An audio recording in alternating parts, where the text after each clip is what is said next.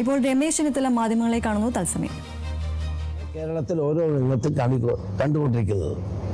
ഇപ്പോൾ ജമാഅത്തെ ഇസ്ലാമി UDF വന്നാൽ ജമാഅത്തെ ഇസ്ലാമി ആയിരിക്കും ആഭ്യന്തരമന്ത്രി എന്ന് വരെ പറഞ്ഞ AK ബാലനെ പിന്തുണയ്ക്കാൻ മുഖ്യമന്ത്രി മുന്നോട്ട് വന്നു. പാർട്ടി സെക്രട്ടറി ഒരു തവണ തള്ളി പറഞ്ഞു, പിന്നെ പാർട്ടി സെക്രട്ടറിയുടെ സ്വരം പോലും കേട്ടിട്ടില്ല. പിന്നെ അദ്ദേഹം അതിനെപ്പറ്റി ഒരു അക്ഷരം പറയാൻ പാർട്ടി സെക്രട്ടറി തയ്യാറായില്ല. നമ്മൾ എങ്ങോട്ടാ പോകുന്നത്? അപ്പോൾ വർഗീയമായ ചേരിതിരിവുണ്ടാക്കാൻ CPM ബോധപൂർവമായി ശ്രമിക്കുകയാണ്.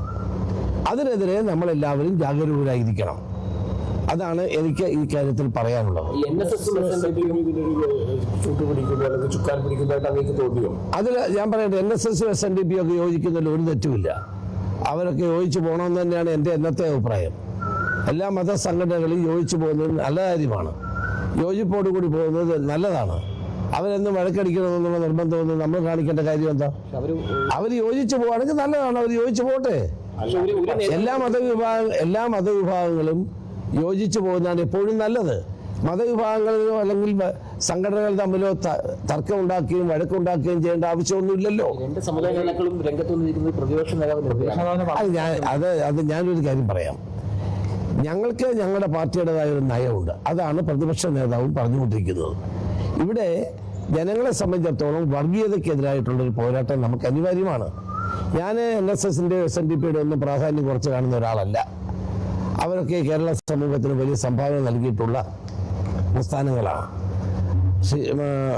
ശ്രീനാരായണ ഗുരുദേവന്റെ പാരമ്പര്യത്തോടെ SNDPയും സമുദായ ആചാര്യ മന്നത്ത് പത്മനാഭന്റെ പാരമ്പര്യത്തോടെ NSSും ഒക്കെ കേരള സമൂഹത്തിൽ വിദ്യാഭ്യാസ രംഗത്തും സാംസ്കാരിക രംഗത്തും സാമൂഹ്യ ജീവിതത്തിലും ആരോഗ്യ മേഖലയിലുമൊക്കെ വലിയ സംഭാവന നൽകിയിട്ടുള്ള പ്രസ്ഥാനങ്ങളാണ്. അവരൊന്നിക്കുന്നതിനകത്ത് നമുക്ക് എന്താ പ്രശ്നം? അല്ല, അവര് യോജിക്കുന്നത് നല്ലതല്ലേ? അതല്ലേ ഞാൻ പറഞ്ഞത്. ഞാൻ പറയട്ടെ, അവര് യോജിക്കുന്നതിൽ ഒരു തെറ്റുമില്ലെന്നാ ഞാൻ പറഞ്ഞേ. അല്ല, അത് അവരോട് ചോദിക്കണം.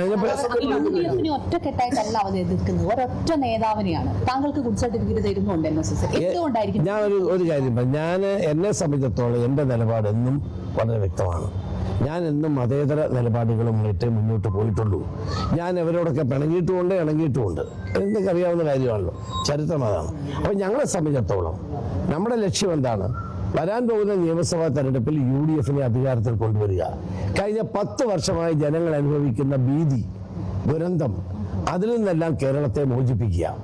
ഇന്ന് വർഗീയമായ ചേരിതിരിവുണ്ടാക്കാൻ CPM നടത്തുന്ന മുഖ്യമന്ത്രി നടത്തുന്ന ശ്രമത്തെ ജനങ്ങൾ തിരിച്ചറിയും. കഴിഞ്ഞ നിയമസഭാ ഉപതെരഞ്ഞെടുപ്പുകളിൽ, പാർലമെന്റ് തെരഞ്ഞെടുപ്പിൽ, പഞ്ചായത്ത് തെരഞ്ഞെടുപ്പിൽ അതൊക്കെ ജനങ്ങൾ തിരിച്ചറിഞ്ഞു. അത് തിരിച്ചറിഞ്ഞുകൊണ്ടുള്ള നടപടിയുമായിട്ട് തന്നെ ജനങ്ങൾ മുന്നോട്ട് പോകും എന്ന ഉറപ്പ് ഞങ്ങൾക്കുണ്ട്. അല്ല, ഞാൻ അങ്ങനെ ഒന്നും പറയുന്നില്ല. അതൊന്നും ഞാൻ പറയേണ്ട കാര്യമില്ല. ഞാൻ ഒരു കാര്യം പറയാം. വർഗീയ പരാമർശങ്ങൾക്ക് പിന്നിൽ മറ്റാരോ ഉണ്ട് എന്ന് തന്നെയാണ് പ്രതിപക്ഷ നേതാവ് പറയുന്നത്. അതൊക്കെ നിങ്ങൾ പരിശോധിക്കുക. അതൊക്കെ നിങ്ങൾ പരിശോധിക്കുക. ഞാൻ ഒരു കാര്യം പറയാം. നമ്മളെല്ലാവരും എല്ലാവരും അങ്ങോട്ടും ഇങ്ങോട്ടും വാക്കുതർക്കം ഉണ്ടാക്കി പ്രശ്നങ്ങൾ കലുഷിതമാക്കേണ്ട സമയമൊന്നും അല്ലല്ലോ. ഇന്നത് വേണ്ടത് അങ്ങോട്ടും ഇങ്ങോട്ടുള്ള വാക്കുതർക്കങ്ങൾ ഒഴിവാക്കിക്കൊണ്ട് നമ്മുടെ ലക്ഷ്യം എന്താണ്? കേരളത്തെ മോചിപ്പിക്കാനുള്ളത്. അതുകൊണ്ട് അല്ല, ഐക്യം അവർ രണ്ട് സംഘടനകൾക്ക് ഗുണം ചെയ്യുന്നത് നല്ല കാര്യമല്ലേ? നമ്മളെതിനായി എതിർക്കുന്നത്? അല്ല, ഞാൻ പറയട്ടെ, അവർ തമ്മിൽ ഐക്യം ഉണ്ടാകുന്നത് നമ്മളെന്തിനാ എതിർക്കുന്നത്? ആരാ?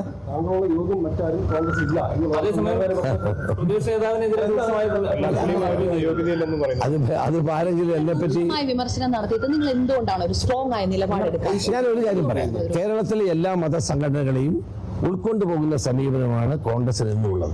അത് ഇവിടെ മാത്രമല്ല, ദേശീയ തലത്തിലും ഒരു ഇൻക്ലൂസീവായ സമീപനമാണ് കോൺഗ്രസ് സ്വീകരിക്കാറുള്ളത്.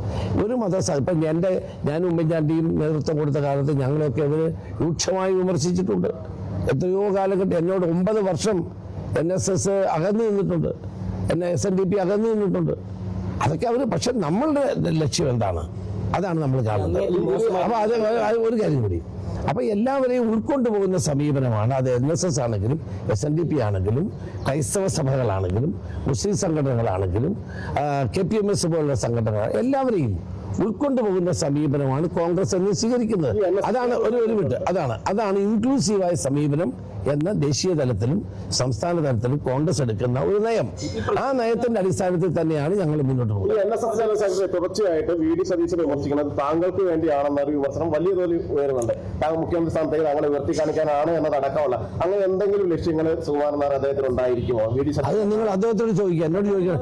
9 വർഷം ഞാനും അദ്ദേഹമായിട്ട് പിണങ്ങി നിന്നപ്പോൾ നിങ്ങളെ ആരും കണ്ടില്ലല്ലോ, ചോദിച്ചില്ലല്ലോ നിങ്ങളെ. സർട്ടിഫിക്കറ്റ് കൊടുക്കും.